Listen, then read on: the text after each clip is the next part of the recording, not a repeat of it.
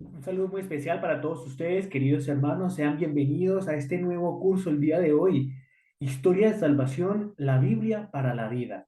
Qué alegría contar con tu presencia y que estés perseverando justamente en este curso.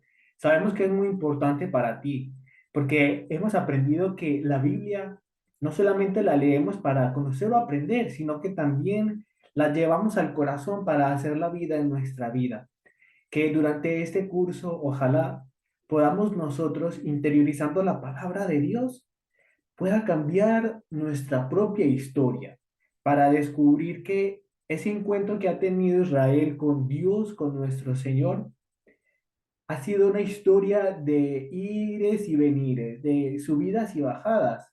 Y es que esa es también nuestra historia, ¿verdad? Mm, nosotros perseveramos en nuestro camino de fe y nos caemos, pero nos volvemos a levantar, porque vamos descubriendo que nuestro Señor es tan misericordioso. Y es lo que han descubierto también nuestros hermanos, el pueblo de Israel.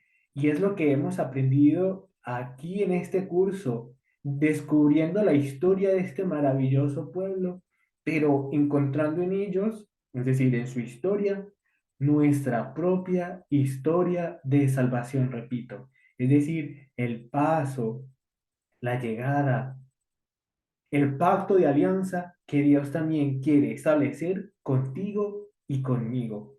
Justamente hoy vamos a profundizar en el maravilloso tema de los profetas, que si bien hasta ahora hemos conocido un poco desde los principios, hemos pasado por unas etapas muy importantes y hemos llegado a un punto que ha sido transversal.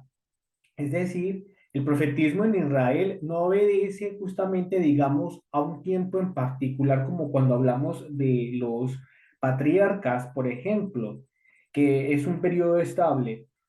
Más bien, cuando hablamos de los profetas de Israel, comprenden numerosos personajes, por ejemplo, como los reyes, pero que se ubican también en un lapso de tiempo muy variopinto, también bastante extenso, que cubre no solamente muchos contextos históricos, pero también sociales y culturales del pueblo de Israel. Y es un tema fascinante porque dentro de las Sagradas Escrituras, dentro del canon prácticamente, es decir, donde dentro del listado que, del cual se conforma nuestra Sagrada Escritura, nuestra Biblia, estos libros ocupan un lugar muy importante. Y es que, por ejemplo, es un nexo que tenemos muy importante con nuestros hermanos judíos en la actualidad. Para ellos, en su Torá, en su escritura, también los profetas se destacan. Ellos también lo leen y aprenden de ellos para actualizar ese mensaje, esa palabra de Dios. Y es lo que hacemos nosotros cuando leemos la escritura, cuando vamos a la misa, por ejemplo, y compartimos y escuchamos la palabra de Dios allí en la escritura, en la Santa Misa, la liturgia de la palabra. Y por eso entender lo que significa un profeta para Israel, lo que representa para nosotros los creyentes, los cristianos, es importante, mis hermanos. Pero más aún, cabe destacar, y es algo que quisiera que ustedes lo interiorizaran, es que cada profeta, por ejemplo, cuando lo escuchemos o escuchemos bueno, particularmente me refiero a un texto bíblico, comprendamos su contexto. El profeta no podemos entenderlo sin esa situación que le engloba y que es importante para él y que ha quedado escrito justamente en su libro. Y es lo que nosotros debemos tener en cuenta cuando nos acercamos a ellos. No hacer una lectura a la carrera o deprisa, o decir, sí, ya me lo sé, Daniel en el pozo de los leones y que al final lo rescatan. No, no. Se trata de ir descubriendo esas pautas, esos detalles importantes de lo que significó ese profeta y ese mensaje en esa situación particular para Israel. Y que nosotros, al día de hoy, tanto nosotros como los judíos, actualizamos ese mensaje, porque sigue transmitiéndonos algo, tiene que decirnos algo hoy. Y es lo que vamos a hacer en este curso, en este programa del día de hoy, a la luz de un profeta que se llama Jeremías. Así que no me anticipo más y los invito entonces a iniciar esta presentación del día de hoy, hablando entonces sobre los profetas. en Israel. Por eso sean todos bienvenidos a este nuevo curso bíblico, Historia de Salvación, la Biblia para la vida. Les acompaña el hermano Samuel de la comunidad de los siervos reparadores de los Sagrados Corazones. Esto es una presentación y un programa desarrollado dentro de nuestro movimiento laical Apostolado de Reparación. Los profetas en Israel, wow. Bueno, y recuerden que todos también somos profetas por el bautismo, profetas, sacerdotes y reyes. Y yo creo que viendo un poco lo que significa un profeta, podemos aterrizar un poco esa idea de que todos tenemos alma de profeta, por así decirlo, por el bautismo, ¿no? Pero veamos entonces quiénes eran, quiénes son ellos. El profeta, primero que todo, es una persona carismática, y por carismática no me refiero a una persona, digamos, con una personalidad atrayente o que es extrovertido. Aquí por carismática se refiere a una persona de un profundo encuentro con Dios. Los carismas pueden entenderse como aquellas gracias recibidas por el Espíritu Santo para el bien de la iglesia y de nuestros hermanos, y que se desarrolla de múltiples maneras. Por ejemplo, la vida religiosa también es un carisma, y así los hay muchos. Y en este caso puede entenderse entonces la profecía como un carisma, un don, un regalo que Dios da, en este caso, al pueblo. ¿Será que todavía no habrán profetas? Seguro que sí, ¿verdad?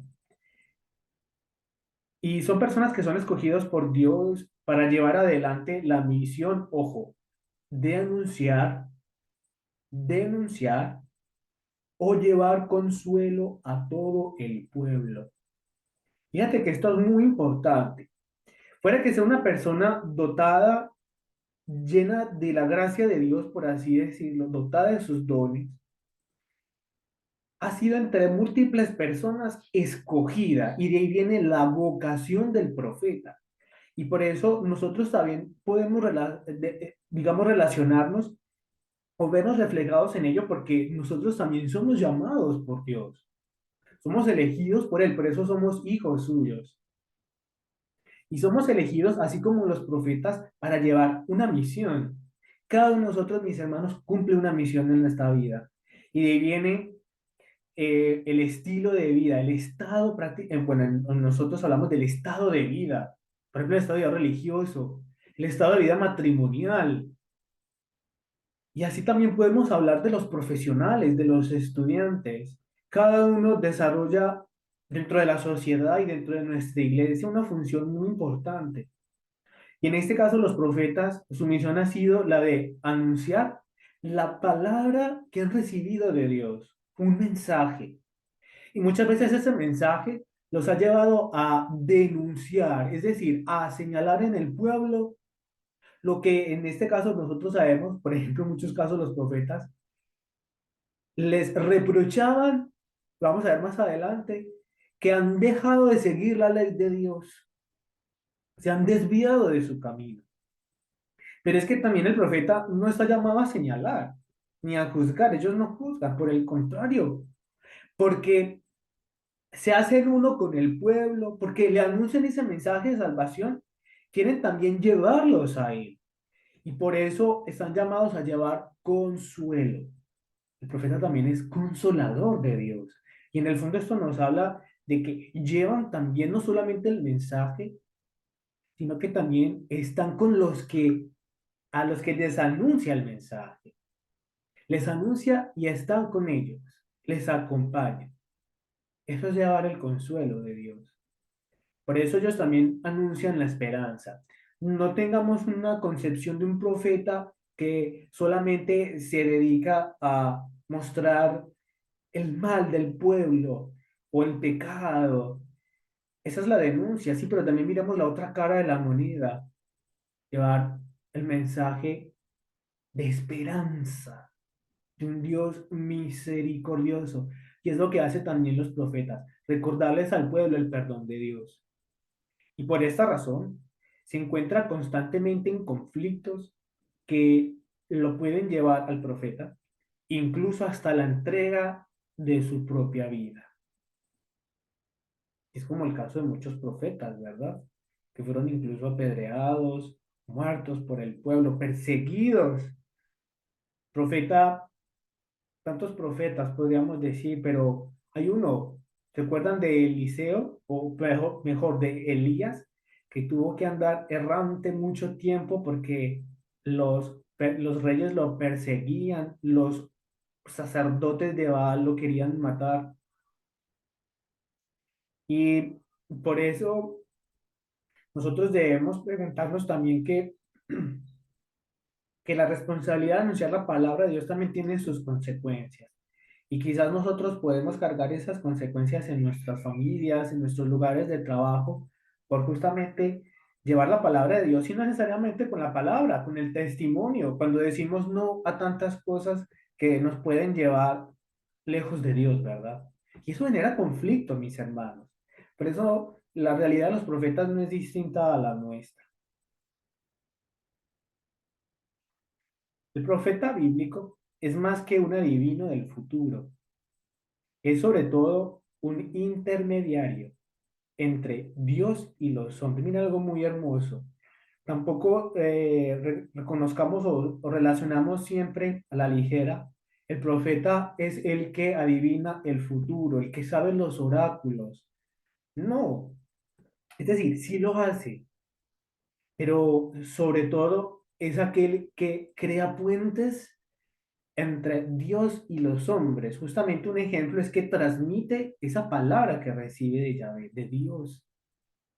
Pero también es una persona que sabe distinguir y reconocer los signos de los tiempos en su presente histórico. Por eso cuando leamos, mis hermanos, algún texto de los profetas, debemos entenderlo en su contexto, en su realidad, aquella realidad que le tocó vivir. Porque no es lo mismo hablar, por ejemplo, de un profeta Samuel que hablar, por ejemplo, de un Jeremías o de un Ezequiel que está al final, por ejemplo, ya de la época de los profetas, sino que debemos verlos en aquella realidad, contexto que les tocó vivir, porque es a esa gente a quienes en primer lugar les hablaron, se dirigieron. En este caso se dirigió la palabra de Dios. Pero es que como es una palabra que es viva y eficaz, como dice San Pablo, no solamente habla a un contexto en particular, sino que también viene a expresar algo a los hombres de todas las épocas, porque el pecado siempre ha estado presente, en este caso el pecado de Israel. El alejamiento de sus normas ha sido parte también de la historia de cada uno de nosotros. Pero atención, lo que quiero decirles es que cada palabra, o en este caso, cada mensaje, debemos no tomarlo a la ligera, sino según la realidad. Por eso cuando nos acerquemos a estos textos, a veces no podemos entender muchas cosas, ¿verdad? Pero no debemos verlo en ese sentido literal, sino también lo que subyace, lo que está en el fondo, lo que el Espíritu Santo ha querido transmitir y por eso está escrito y por eso ha llegado a nosotros. Y por eso la iglesia nos lo regala como don. Y hablando, por ejemplo, de esta imagen, aquí no adivinan quién es, ¿verdad? Recuerdan ustedes Jonás, ¿no? Jonás, el profeta que anuncia castigo, pero también el arrepentimiento a Nínive y una ciudad que se arrepiente. Y es que justamente miren una forma de actualizar ese mensaje, lo hace el mismo Jesucristo en el Nuevo Testamento. Se dice que el anuncio de los profetas es también prefigura del mismo Cristo Jesús. Y él hablando de su pasión, muerte y resurrección, él comparaba su figura, lo que es él con Jonás, y dijo, así como Jonás debía estar 3 días en el cetáceo, en la ballena, así también el Hijo del Hombre tendrá que pasar lo mismo, ¿verdad? Pero fíjense que Jesús no estuvo 3 días en una ballena. Jesús, por el contrario, al tercer día resucitó del lugar de los muertos. Y por eso ellos deben darnos una idea, ilustrarnos de cómo la escritura en un pasado puede hablarnos a un presente. Si ello fue prefigura de Cristo Jesús, lo que los profetas predicaron también tiene mucho que decirnos. Por eso no nos dé miedo leer la escritura. A pesar de que podamos decir, es que hermano, no entiendo muchas cosas que lo dicen allí. Pero yo te invito a que no lo mires en su literalidad exclusivamente, es decir, al pie de la letra, sino que pidiendo la luz del Espíritu Santo, puedas a través de lo que está allí escrito, descubrir ese mensaje que Dios quiere darte al día de hoy, porque no es letra muerta, la palabra está viva, pero requiere ese encuentro personal con Dios, contigo mismo y con la oración, para que el Espíritu Santo te ilumine y puedas llevar a la vida lo que está allí contenido. Por eso uno puede descubrir en cada uno de los profetas un mensaje central, mis hermanos. Y es que aunque cada profeta habla desde su tiempo, como les comentaba, es posible identificar un mensaje central que los unifica. Uno de ellos, por ejemplo, será la fidelidad a la alianza entre Dios y su pueblo.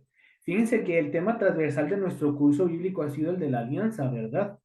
Pero entonces, ellos, su misión constante es recordarles que le deben fidelidad a Dios, porque Dios es fiel con su pueblo.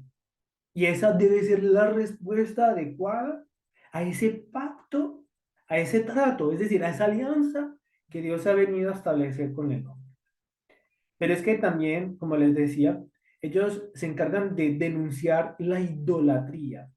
Y en este caso, la idolatría, es decir, la adoración a otros dioses, se convierte en una traición a la alianza. Porque es que Dios les ha dicho, yo seré su Dios y ustedes serán mi pueblo. Un único Dios, porque Dios es un Dios celoso, les dice a ellos. Porque es la invitación a recurrir solo a Él, solo a Él. Y ante esa realidad, ante esa idolatría, por eso el profeta predica la necesidad de conversión, pero una conversión que pase por la justicia. Una justicia que en lenguaje bíblico significa santidad, es decir, regreso a Dios, que es justo, solo Él es justo, es decir, solo Él es santo, pero también una justicia en la que se supere, por ejemplo, la opresión del pobre, que se supere la esclavitud, que se supere también la opresión de otros pueblos, de otras personas.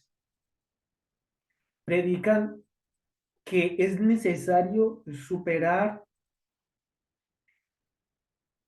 aquellas comodidades, que es necesario superar aquellas personas que viven en el orgullo, aquellas personas que frente a toda esa realidad material llegan a vivir una fe laxa y superficial.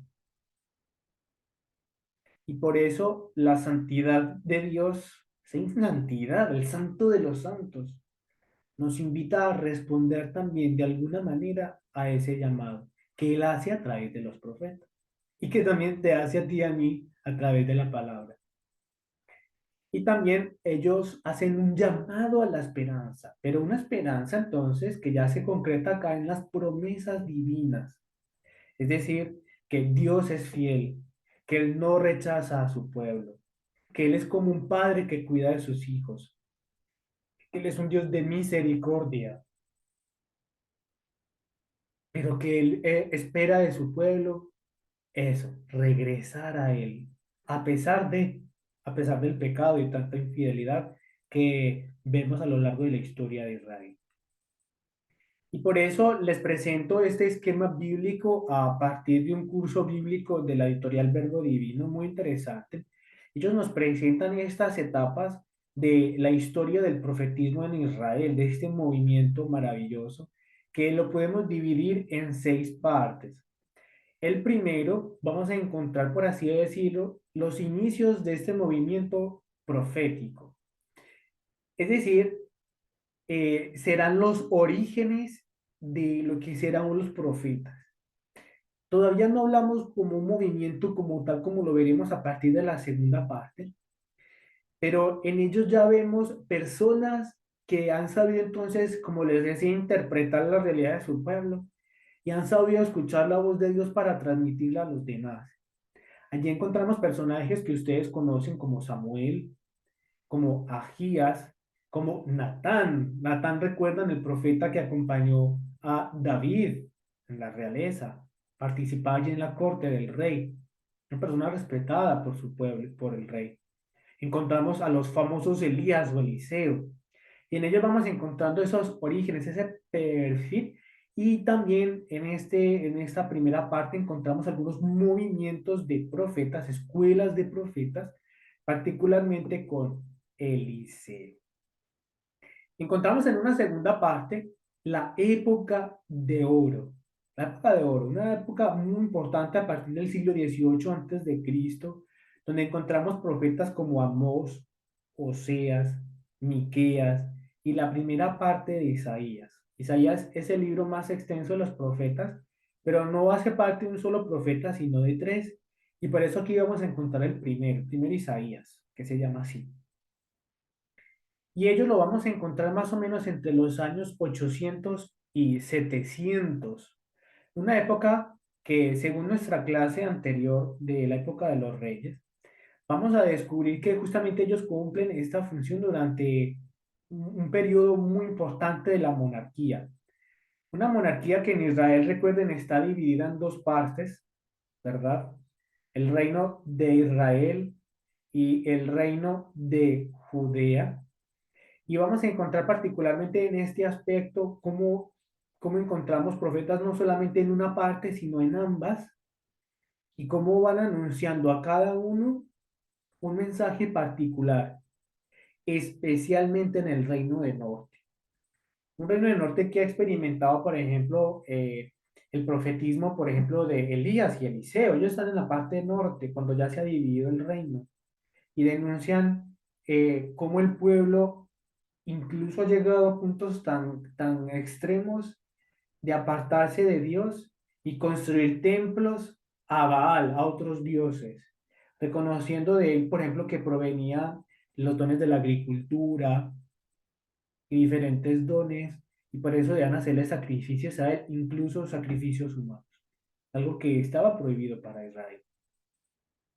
Encontramos la tercera parte, que llaman así estos autores, el trío desesperanza, de la no esperanza, que es Sofonías, Jeremías y Habacuc. Es que particularmente le llaman así, porque fíjense que ya se ubican ya casi al final de la época de los reyes en Israel. Estamos ya entre los años 700 y 600. Vamos descubriendo, por ejemplo, que durante estas fechas, durante este siglo, caerá, por ejemplo, en el 722 el reino de Israel en manos del imperio asirio. Pero también vamos a evidenciar cómo en el 586 también antes de Cristo cae también el reino del sur, o sea, Judea, a manos de los babilonios, del rey Nabucodonosor. Y allí encontramos profetas como Jeremías. Jeremías describe en su libro, particularmente en el último capítulo, cómo llega a destruirse Jerusalén y también el templo. Y se llama desesperanza según este libro, porque justamente viene a ser como el cenit. Miren que el sol está haciendo este recorrido, ¿verdad? Miren el sol. Estamos en el cenit, en lo más alto. Y es porque allí ellos cumplen una función muy importante. No solamente Jeremías, sino también los demás profetas como Sofonías o Habacuc. Están anunciando al pueblo que hay otro camino, que Dios envía un castigo, pero que también envía después la solución. Pero les dice también qué deben hacer ante esa realidad. Por ejemplo, le anuncian a Israel que debe rendirse ante los invasores, pero no escuchan su voz. Y finalmente, entonces, como les digo, en estas dos fechas caen los reinos. Finalmente, en el reino del sur, en Jerusalén, se destruye también el templo. El resto que queda allí es deportado a Babilonia. En realidad, Israel fue deportado en tres ocasiones el Reino del Sur. La última fue la más catastrófica porque pierde el pueblo su identidad como nación. Pero es que recuerden que Dios es un Dios misericordioso. Y por eso, cuando el sol empieza a decaer, es cuando viene a anunciarse también un nuevo futuro. Y por eso en el cuarto punto, en una cuarta etapa, hay un dúo de esperanza, dos profetas muy importantes. Ezequiel, que yo sé que ustedes han escuchado. ¿Recuerdan esa visión que él ve, ese valle con huesos secos y que al final recuperan vida, salud y se pueden mover y que Dios le promete que así será con su pueblo? Pues justamente esas son las penas que les está prometiendo, no todo está perdido. Y ellos justamente están allí acompañando al pueblo en el destierro, ya lejos de Jerusalén, en Babilonia, deportados. No tienen sacerdotes, no tienen casta sacerdotal. Los levitas ya no están. El rey está ciego, literalmente. Lo han enceguecido y está encarcelado. Han matado a los principales de la ciudad y del pueblo. ¿Dónde está Dios?, se preguntaba el pueblo. Pues ellos justamente anuncian un futuro, una esperanza. Y en el quinto punto vamos a encontrar la reconstrucción. La reconstrucción porque finalmente el pueblo regresa a la tierra de Canaán. Evidentemente después el pueblo de Babilonia fue conquistado por los persas. Los persas cuando toman el poder, un poco de historia, hacen que todos los pueblos que han sido deportados puedan regresar a sus ciudades, a sus lugares de origen, y entre ellos el pueblo de Israel. Y los que han querido regresar a la tierra prometida han iniciado un proceso muy bonito de reconstrucción, y es allí cuando reconstruyen el segundo templo, el que pudo contemplar donde estuvo Jesús, por ejemplo, muchos siglos después. Allí vamos a encontrar los profetas Ageo, la primera parte de Zacarías, más o menos entre los capítulos 1 al 8, y fíjate que encontramos al tercer Isaías, ya los últimos capítulos de este hermoso libro, del cual, por ejemplo, San Jerónimo dijo que este fue uno de los profetas que se pareció más a Jesús, que más le anunció, que más pudo contemplar. Pero recuerden que Isaías no habló de Jesús. Luego nosotros a través del Espíritu Santo podemos interpretar, podemos actualizar ese mensaje dado por Dios a través de su profeta Isaías. Y allí encontramos, por ejemplo, pasajes muy hermosos, como el siervo doliente, en los capítulos 52, 50, 51, 52. Capítulos muy hermosos que sería muy lindo que pudieras leer.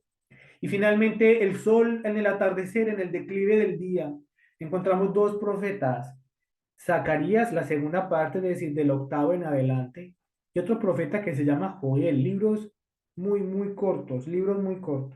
Pero también encontramos un libro que se llama el de Malaquías, profeta Malaquías, que si se dan cuenta no aparece allí, pero sí se hace parte, y que en muchas de nuestras Biblias hacen parte del último libro del Antiguo Testamento. Pero antes de pasar a eso, para mostrarte algo muy interesante, fíjate que ya estamos entre los años 450 al 400 antes de Cristo. Y se habla del declive en el movimiento profético, porque justamente será a partir de ahí que la voz del profeta callará como movimiento. Porque en Israel ocurrirá también el despertar a otro movimiento muy importante que es el llamado género apocalíptico, que dentro de él encontramos el libro de Daniel. Por eso, por ejemplo, para nuestros hermanos hebreos, Daniel no hace parte de esta colección de libros proféticos, sino que hace parte de los libros narrativos. Pero nosotros creemos que Daniel, a su vez, es un profeta. ¿Dónde ubicamos Daniel, por ejemplo? Más o menos entre el 550 al 400, justamente en esta época de reconstrucción, de retorno a la tierra, pero también de exilio. Y fíjate que todos estos profetas que acabamos de escuchar corresponden también, a excepción de la primera parte, de los libros proféticos que veremos entonces a continuación.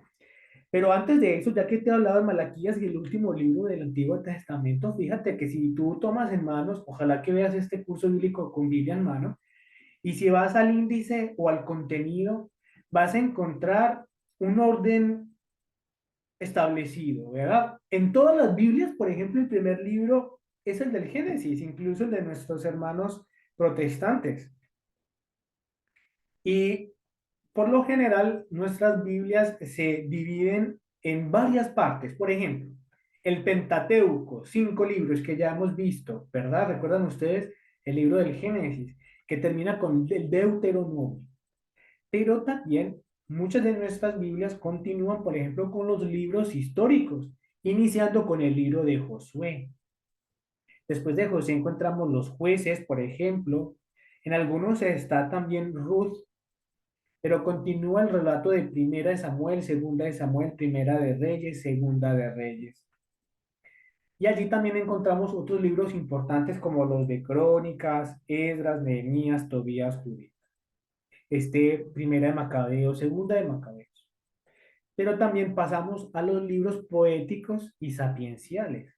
Y terminamos con los libros proféticos, lo que les acabo de decir.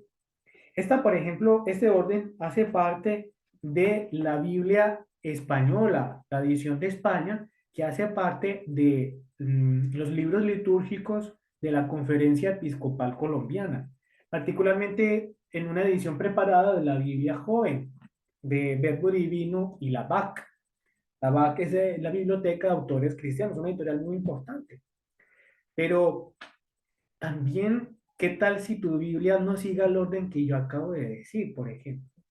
Si vemos en la Biblia de Jerusalén, esa es la edición del 2019, vamos a encontrar que continúa el orden que vemos en la Biblia edición española. El Pentateuco, libros históricos, la lírica llaman acá, los libros sapienciales, los libros proféticos y terminan con Malaquías. Pero es que aquí hay algo muy importante a entender, mis hermanos. Los libros, como están estructurados en la tabla de contenido de nuestras Biblias, no corresponden necesariamente al orden cronológico en el cual han ocurrido, ¿verdad? Y por eso este dato no debe ser importante, perdón, no debe ser de tema de preocupación para nosotros cuando, por ejemplo, encontramos en una Biblia que se llama, por ejemplo, el libro del pueblo de Dios. Esto es una edición que han sacado en Argentina. Y aquí, por ejemplo, encontramos en el orden del Antiguo Testamento que comienzan con la ley, la ley. Pero ya no le llaman sí, el Pentateuco, justamente son los 5 libros, lo conservan. Pero es que, oh sorpresa, ponen después del Pentateuco el libro de los profetas, el libro de los profetas, y luego terminan con los demás escritos, los demás escritos. Y es que, por ejemplo, el orden de esta Biblia obedece al orden de la escritura hebrea. Los hebreos clasifican su escritura como la ley o la Torah, que para nosotros es el Pentateuco, y luego de ello, por ejemplo, ponen los libros proféticos. Y los libros proféticos ellos los separan en dos, los profetas anteriores y posteriores. Y es que fíjate algo muy interesante, para ellos los profetas posteriores serán, por ejemplo, personajes como Josué, pero también estarán profetas como Samuel, y por eso allí han incluido también narraciones tan importantes como los jueces, han incluido los libros de Samuel, los libros de reyes, de los reyes, por ejemplo. Y también han hecho los profetas posteriores. Los profetas posteriores se constituyen entonces por los profetas que obedecen a nuestra escritura. Y que esta Sagrada Biblia, esta versión del pueblo de Dios, hecha en Argentina, continúa también ese mismo orden. Y es que fíjate que las Biblias también que, por ejemplo, publican las comunidades protestantes, como la versión de la Reina Valera, sigue también, por lo general, el orden, este mismo orden, es decir, el orden de la Biblia hebrea. Nuestro orden, ¿por qué varía? Porque seguimos la versión latina de la Vulgata. Y eso, por ejemplo, hace parte de de diferentes versiones. Por ejemplo, fíjate, la Biblia de nuestro pueblo, una edición para América Latina de una traducción muy buena de un autor muy famoso que se llama Luis Alonso Schockel. Es una versión muy fácil de entender. A mí me gusta muchísimo para la pastoral. Este autor ha seguido un orden distinto. Si bien continúa con Pentateuco e historia, los libros históricos, Josué, Jueces, Macabeo, termina con Macabeos, continúa con las narraciones y luego continúa con los profetas. Es decir, en esta edición los profetas no es el último grupo del Antiguo Testamento. Y después de los profetas siguen con la poesía, con los libros de poesía, que son los salmos, por ejemplo, y termina con la colección de los libros sapienciales. Ay, hermano Samuel, ¿qué es eso? Pues los libros que nos hablan de la sabiduría en Israel, que justamente tenemos un programa de nuestro curso bíblico dedicado a los libros sapienciales. Y allí encontramos textos como los Proverbios, como el libro de Job, encontramos el Eclesiastés, la sabiduría. Cabe anotar, por ejemplo, hablando de la sabiduría, que en la versión, por ejemplo, de la Biblia, del libro del pueblo de Dios, ellos al final tienen, por ejemplo, los libros deuterocanónicos. Dentro de ese grupo está, por ejemplo, la sabiduría, es decir, aquellos textos que hacen parte del segundo canon, eso significa deuterocanónico, es decir, los que no hacen parte del contenido o canon de la Biblia hebrea y que por lo tanto tampoco hace parte del canon de la Biblia de los protestantes. Un ejemplo, de la Reina Valera. Y en parte porque estos libros han sido escritos en griego y han sido escritos pocos siglos antes de la venida de Cristo, por ejemplo, y por eso no los han aceptado ni los judíos y siguiendo a ellos, a la cultura hebrea, pues los protestantes. Por eso es importante, mis hermanos, nosotros como católicos, reconocer cuando una Biblia es católica y cuando no. Porque en los primeros libros, en las primeras páginas, vamos a encontrar que esta Biblia, por ejemplo, tiene aprobaciones, en este caso acá, aprobaciones de algún obispo y especialmente por lo general de alguna conferencia episcopal, alguna conferencia episcopal, incluso algunos obispos hacen la recomendación o la carta introductoria a algunas versiones bíblicas, por ejemplo. Y así pueda yo decirles de muchas otras. A ver, quiero preguntarte, tu Biblia, por ejemplo, ¿qué orden sigue? Por ejemplo, esta Sagrada Biblia es una versión que se llama The Great Adventure, que he tomado para a otros cursos, lo mismo que las notas de la Biblia joven. De aquí hemos sacado muchos textos y mucha información para nuestras presentaciones. Esta Biblia es publicada por un grupo desde los Estados Unidos, pero es una versión de la Biblia de Jerusalén en un español latinoamericano. Este evidentemente sigue el orden de la Vulgata. Encontramos también, por ejemplo, la Biblia de América, se llama esta versión, la Biblia de la Iglesia en América, que es publicada adelantada y programada, también impulsada por el CELAM, es decir, por el conglomerado de los obispos de América Latina y el Caribe. Y es muy importante, esta Biblia también es muy buena, una versión muy buena, que también continúa, por ejemplo, el orden de, de las demás Biblias, por ejemplo, desde la Vulgata, terminando con los profetas. Y fíjate por qué, es muy interesante, porque se entiende que los profetas es como el preanuncio de la venida de Cristo. y por eso los han puesto justo antes de los evangelios, porque ellos son como la puerta a la venida de Cristo.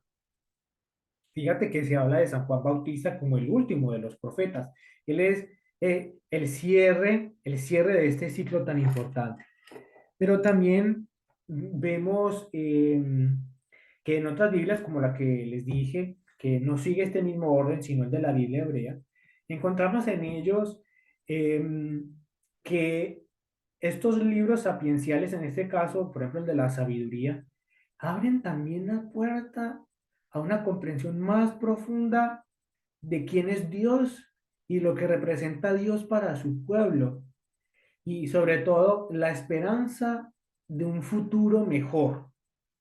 Fíjate que la gran mayoría de estos textos sapienciales fueron escritos después del exilio. Entonces encontramos allí ese llamado a no perder la esperanza, a mirar al futuro, pero desde Dios, la esperanza de un reino mesiánico que viene a transformar, a liberar a Israel del yugo de la esclavitud ahora por los pueblos que le oprimen. Pero es que habla no solamente de un Israel que está en la tierra de Canaán oprimido por otros imperios, nos habla también a todos los judíos después de la aspersión, de la época del exilio. Allí hay una gran dispersión, una diáspora, la diáspora de los judíos, allí una de las primeras diásporas. Y entonces, justamente estos textos bíblicos son escritos no solamente a los hebreos, a los judíos de la tierra de Canaán, a todo el pueblo de Dios de Israel. Y en ellos también al nuevo Israel que somos nosotros, también el pueblo elegido, la iglesia. Por eso, mis hermanos, los invitamos a que continúen en nuestra presentación, en nuestro curso bíblico. El tiempo ha pasado muy rápido, este es un tema fascinante y por eso los invito a que nos sigan acompañando en nuestro curso bíblico Historia de Salvación, la Biblia para la vida. Hoy vemos esta primera parte del curso bíblico, pero los espero para que en una segunda parte de este tema de los profetas podamos profundizar particularmente en algunos temas importantes que nos faltarían por ver y un ejemplo de cómo en el profeta Jeremías podemos descubrir el tema transversal de nuestro curso, el de la alianza, ese pacto que Dios hace con cada uno de nosotros. Por eso los espero en una próxima ocasión. Muchas gracias por acompañarnos. Dios te bendiga. Con ustedes, el hermano Samuel, de la comunidad de siervos reparadores, aquí de los Sagrados Corazones, aquí en este apostolado tan importante, nuestro movimiento, apostolado de reparación. Muchas gracias a todos ustedes. Dios los bendiga.